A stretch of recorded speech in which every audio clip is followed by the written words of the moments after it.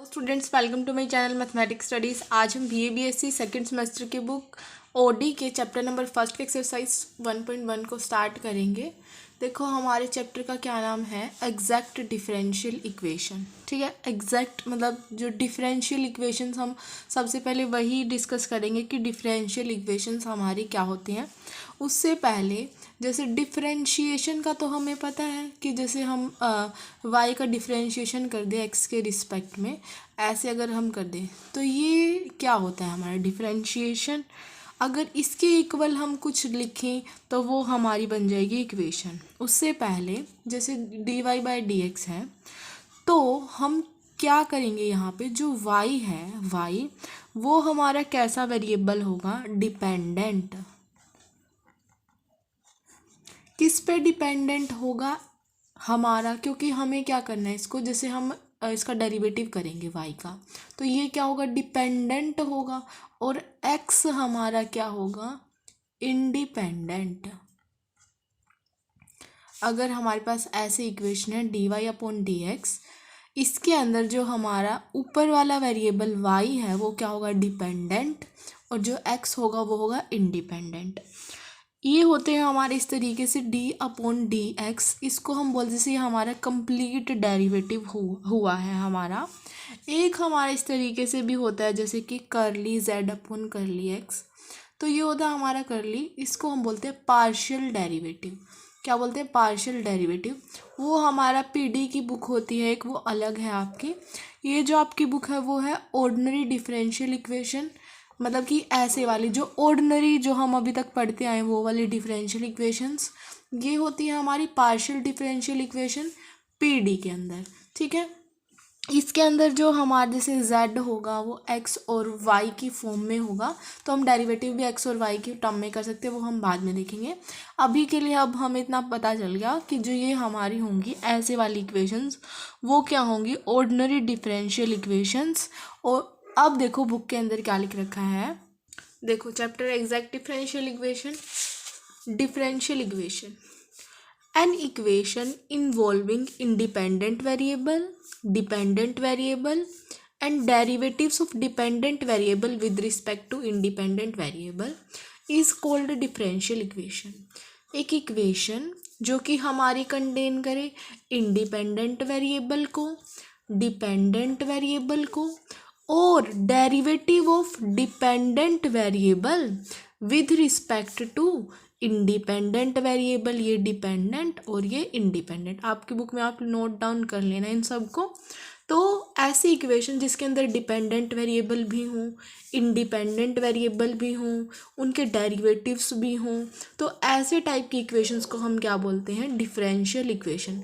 जैसे कि हमारे फंक्शन के अंदर ये कैसी भी टाइप की इक्वेशन हो सकती है। देखो, जैसे इंडिपेंडेंट वेरिएबल भी है, डिपेंडेंट वेरिएबल भी है, उसका first derivative, second derivative, third successive derivative कितने भी हो सकते हैं हमारे। तो इस तरीके की जो इक्वेशंस होती हैं उनको हम क्या बोलते हैं, डिफरेंशियल इक्वेशंस। ठीक है, अब जैसे वो इक्वेशन हमारी कैसी भी हो सकती है, dy/dx इक्वल टू जैसे x हो गया, dy/dx। ये सिर्फ एग्जांपल दे रखे हैं, आपको लर्न कुछ नहीं करना, बस आपको बताना चाहिए कि डिफरेंशियल इक्वेशन क्या होती है।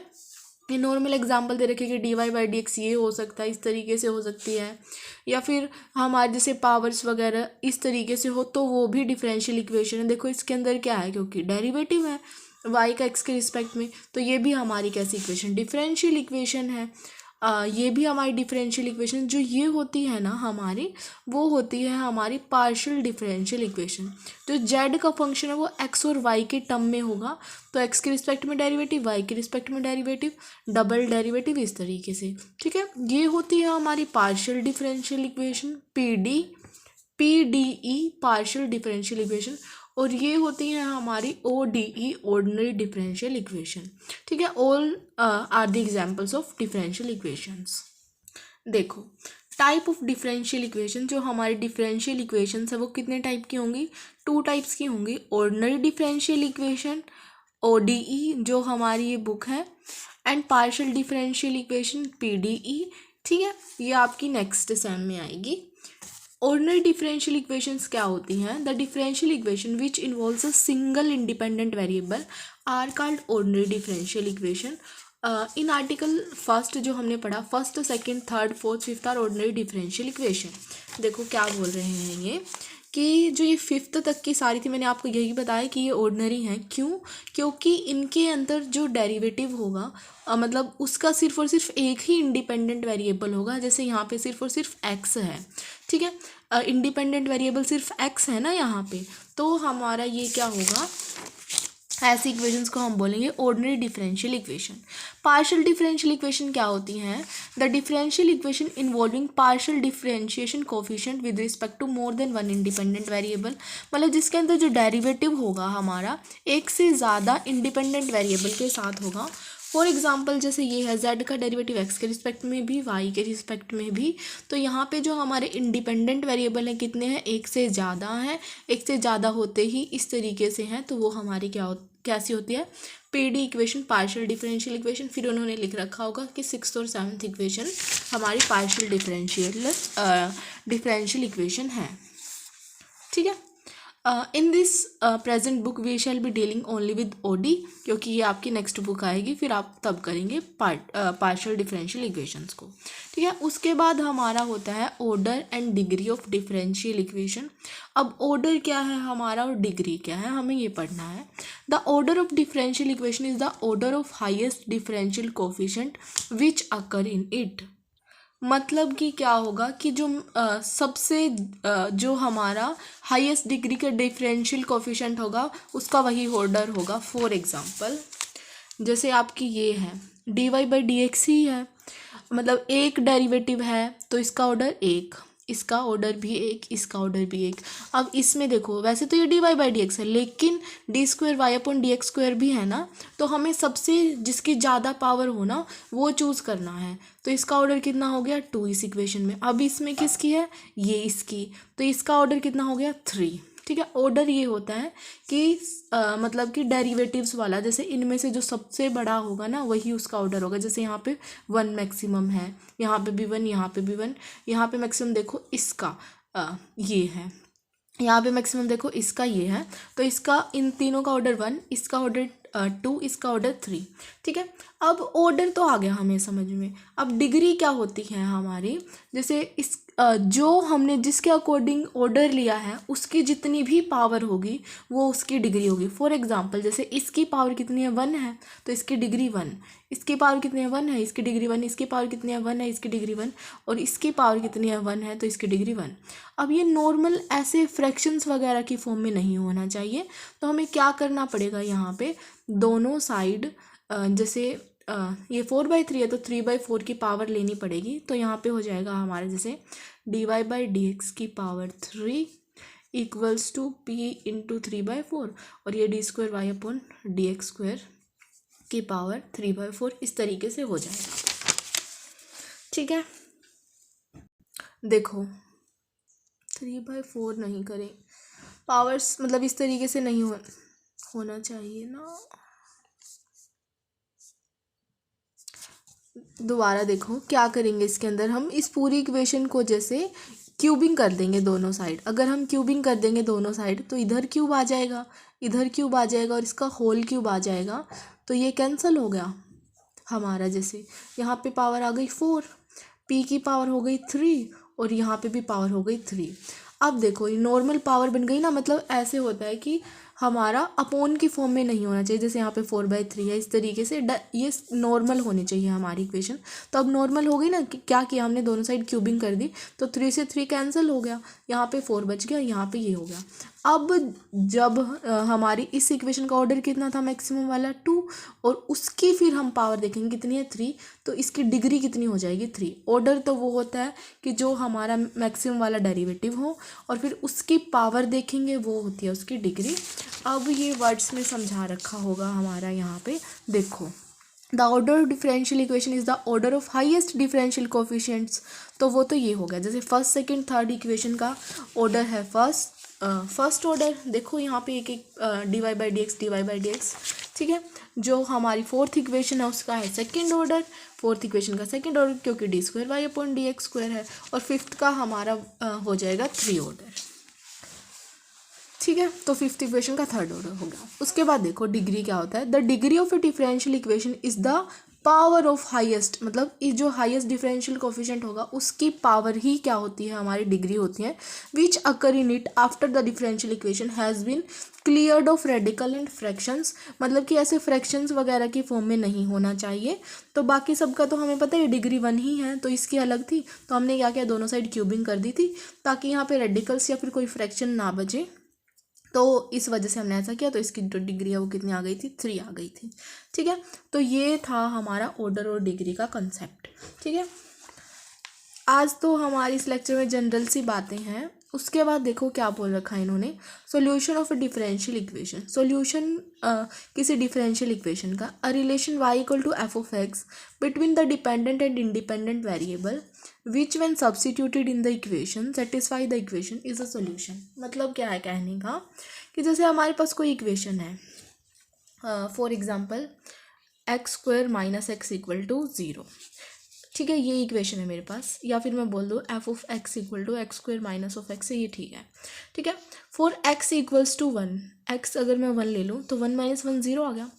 अब इसका मतलब क्या हुआ कि ये हमारी एफ ऑफ 1 करने पे इसका आंसर क्या आ रहा है, 0 आ रहा है।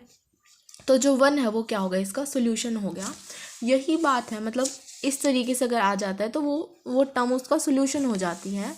तो एक relation y equal to F of X between dependent और इंडिपेंडेंट वेरिएबल जो हम सब्स्टिट्यूट करेंगे इक्वेशन के अंदर से, और अगर वो उसको सेटिस्फाई कर जाती है तो वो हमारा क्या होगा, उस इक्वेशन का सोल्यूशन होगा। तो सोल्यूशन है वो जनरली 3 टाइप के होते हैं, एक general solution, particular solution, singular solution.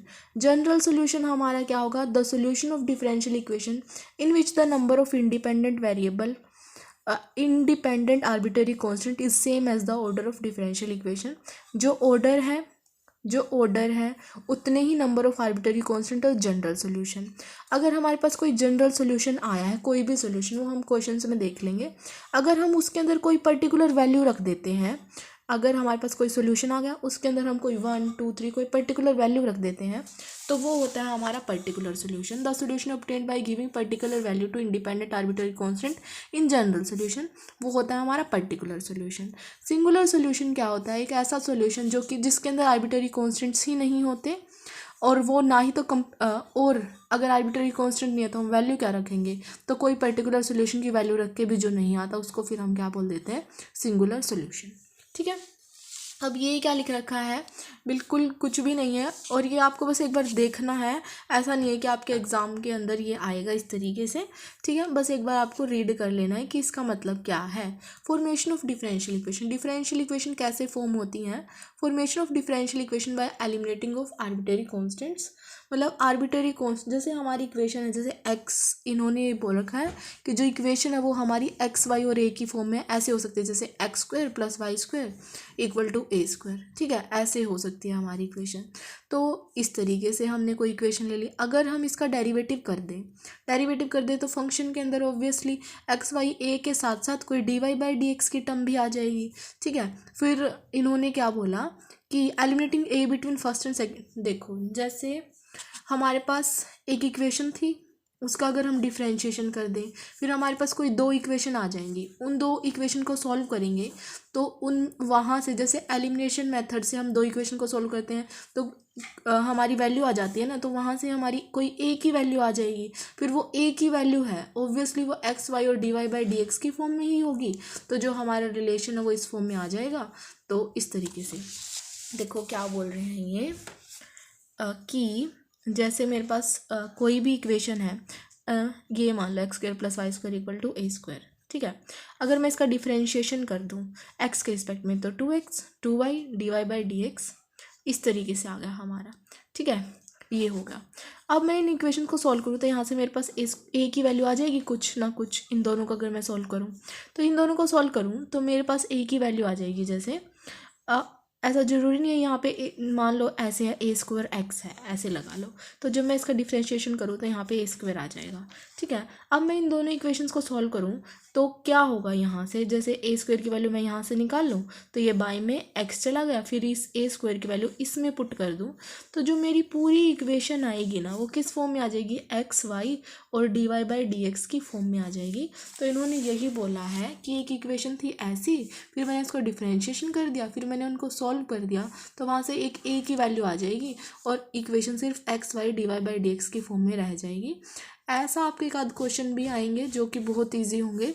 बस इतना ही है कि हम इसमें क्या बोल रखा है कि हम फॉर्मेशन कैसे करेंगे डिफरेंशियल इक्वेशन की आर्बिट्रेरी कॉन्स्टेंट्स को एलिमिनेट करके। कैसे एलिमिनेट करेंगे, जैसे हमारे पास कोई इक्वेशन दे रखी है, उसका डिफरेंशिएशन निकाला, उन दोनों को सॉल्व किया, वहाँ से ए की वैल्यू आई, अब ए की वैल्यू पुट कर देंगे तो इक्वेशन सिर्फ X Y D Y by D x की फॉर्म में बच जाएगी। ठीक है। सिमिलरली जैसे मेरे पास कोई एक दूसरा कोई भी रिलेशन है, वो एक्स वाई और ए बी की टर्म में, मतलब आर्बिट्ररी कांस्टेंट दो हैं, तो हम क्या करेंगे, वहाँ पे 2 बार डेरिवेटिव कर लेंगे। तो वहाँ से फिर उनको, क्योंकि 2 बार डेरिवेटिव क्यों कर लेंगे, क्योंकि अगर हमें 2 वैल्यू निकालने हैं तो हमें इक्वेशन भी ज़्यादा चाहिएंगी, तो इस वजह से हमने दोबारा और डेरिवेटिव फिर उनको सॉल्व कर लेंगे तो हमारी इक्वेशन इस तरीके की आ जाएगी। नॉर्मल बातें हैं ये, सिर्फ इस तरीके से कर लेंगे। आज हम करेंगे इतना ही। Okay, thank you guys for watching my video. Please do like share and subscribe to my channel. Thank you so much.